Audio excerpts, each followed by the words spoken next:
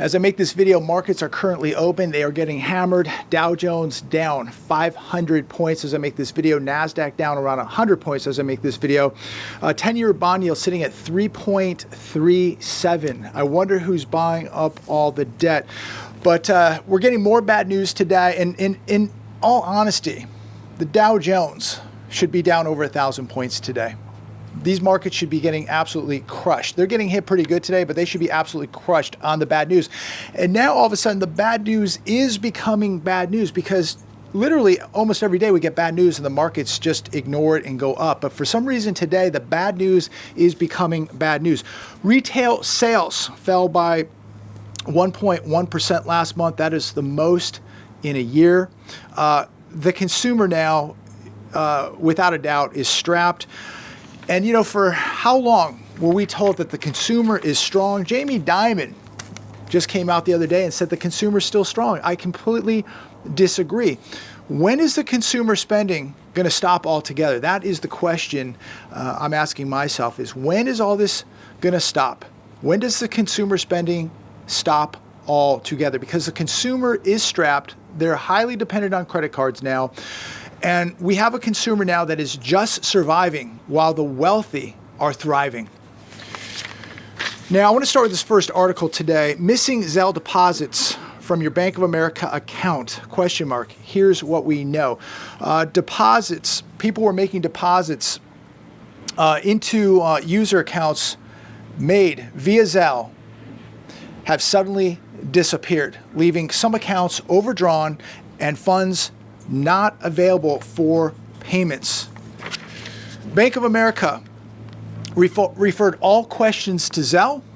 A Zelle spokesman said customers should refer to Bank of America if they are experiencing any issues. So this is now a merry-go-round where Bank of America says it's not our problem, Zelle says it's not their problem.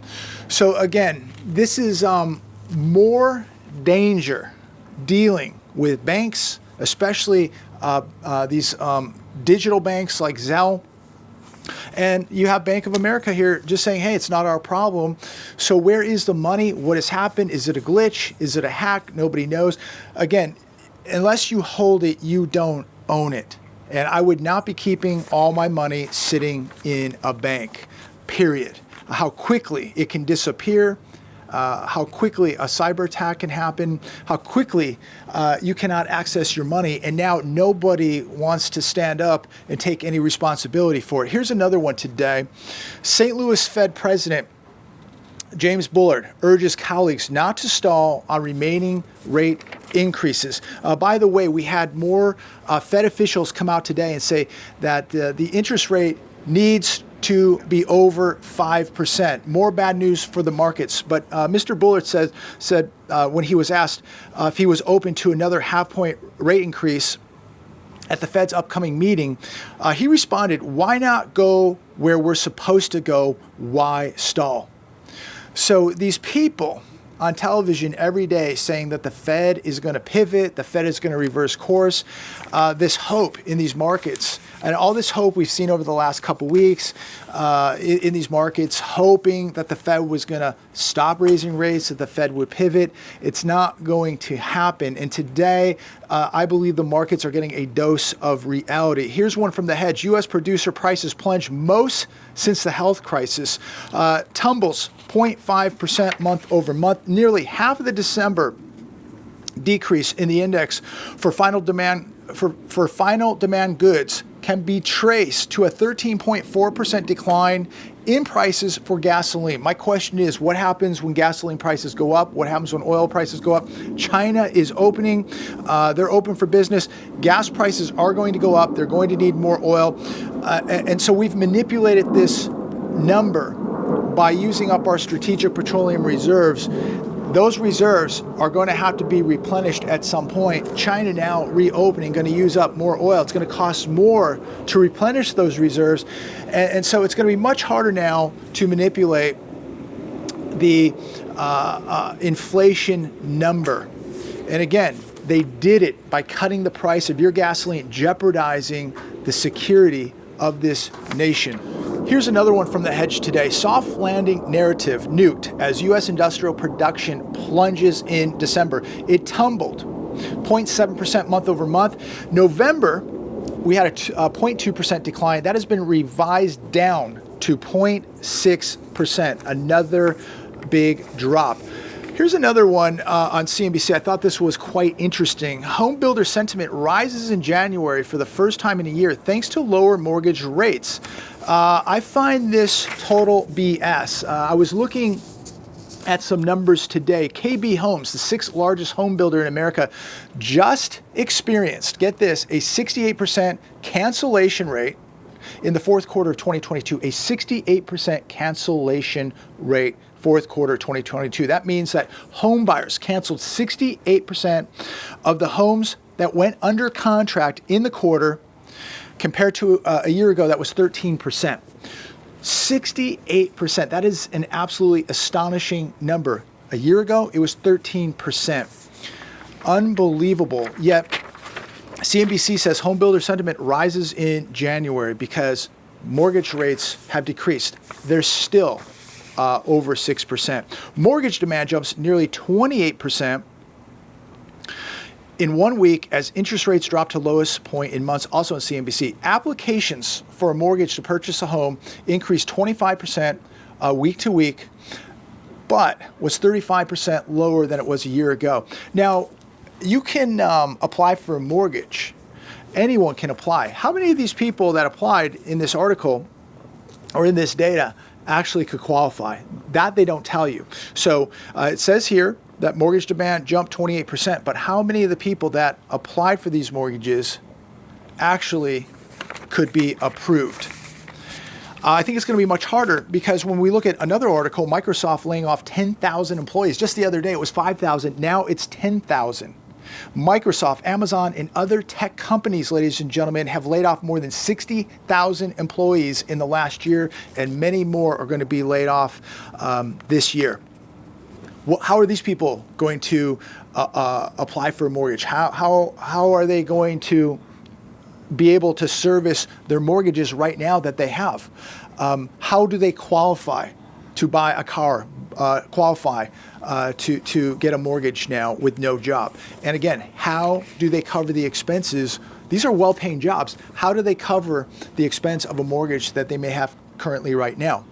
Party City files for bankruptcy with plans to restructure mounting debt. The party is over for Party City. $1.67 billion in debt with $122 million in liquidity.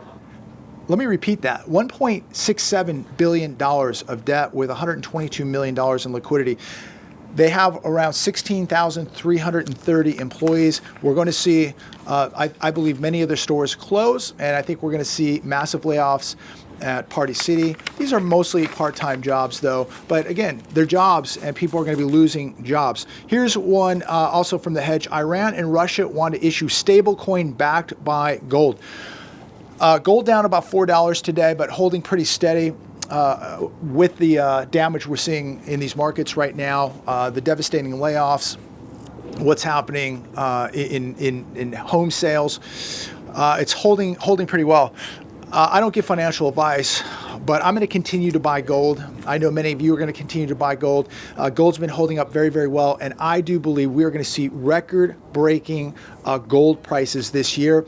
Ladies and gentlemen, do not be buying paper gold right now. Be buying physical gold. Do what the central banks are doing. Physical gold. Do not be risking playing this casino with junior mining stocks right now. Can money be made there? Absolutely. But you better know what you're doing. And it's money that you can afford to gamble. If you're buying mining stocks, it is money you can afford to lose, money you can afford to gamble. If you cannot afford to lose the money, buy physical gold only. If you need help with that, go to my link down below, SD Bullion. I've been buying from SD Bullion for the past 4 years. I know many of you have. A fantastic company, solid, and I think you're going to get a great price, great service, and you're going to get your physical gold or physical silver very, very quickly. That's who I've been dealing with. I don't care if you buy gold or silver, you don't buy gold or silver. I don't care where you buy from. If you need a great place to buy, a reputable place, a safe place to buy from, SD Bullion, link down below. Check them out. But in closing today, I don't know where the markets are going to land up closing, but I think it is going to be red across the board. And I think the damage is much worse than we're being told. They're trying to cover up what's happening with real estate, what's happening with these home builders. The KB Homes data is absolutely disturbing. 68% cancellation rate. That is horrifying. I think the trouble is much worse than we're being told. I think that they are trying to paper over and manipulate a lot of what is taking place right now. I think the economy is much worse than we're being told. And I think every one of you better be preparing, because like today, another example of the volatility in these markets and how quickly they can fall apart. Now, they're going to try to rally these markets back as they always do. But at some point, these markets are going to collapse like the economy is collapsing. The housing market is going to collapse like the rest of the economy. It's all going to collapse, ladies and gentlemen.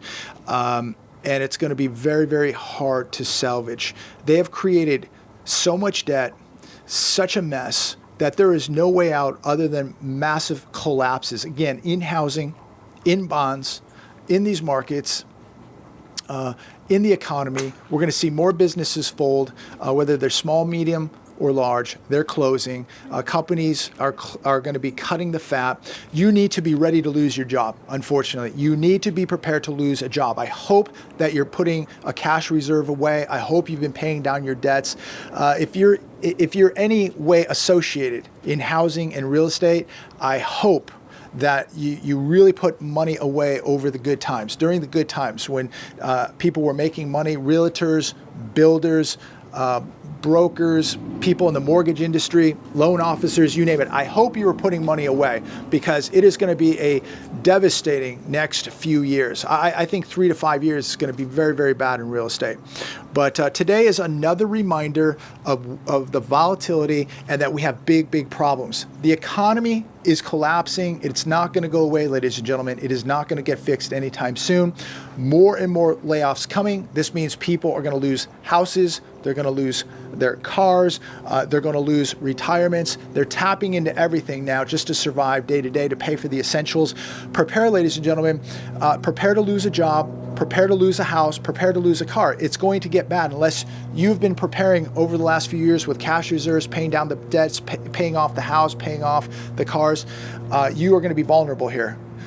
Prepare, ladies and gentlemen. That's all I can say. Today, again, another reminder that this thing is not going away.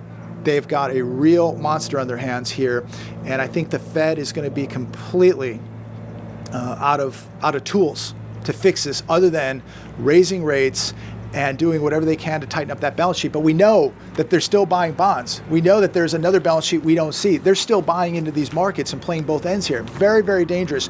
People are going to get hurt, ladies and gentlemen. Businesses, the economy, housing, investors going to get hurt here. And they've been misled. They've been lied to. It is much worse than you're being told. Prepare.